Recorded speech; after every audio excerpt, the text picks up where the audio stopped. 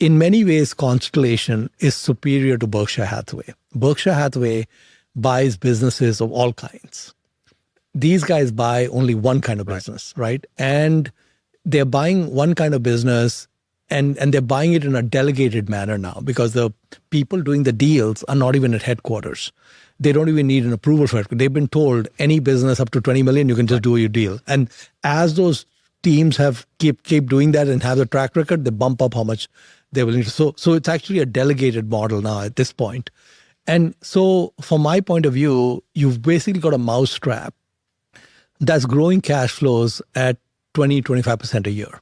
What should you pay for a mousetrap that's growing cash flows 25% a year? You would be paying 40 times. If you knew that was going to continue forever, you'd easily pay 40, 50 times. It went down to teens multiple. Right. And it came down to a point where even someone like Monish, a cheapskate like Monish, got interested. And the thing is, so I think that the DNA he has is very, very special. And this universe of companies that he's going after is too small for private equity. Right. Private equity hates doing these itty-bitty deals, right? And the second is they don't want to buy and hold them. So he's buy and hold. These guys want to flip. So the frictional cost of buying a tiny company and then trying to find another buyer and all that, there's too much nonsense involved. So quite frankly, the only competition they would have would be if someone decided, I want to do everything exactly the same. And the market could tolerate 3 constellations. It's large enough for 3 or 4 constellations. I see. But there are none. There's only one. Right. So that's why we are in.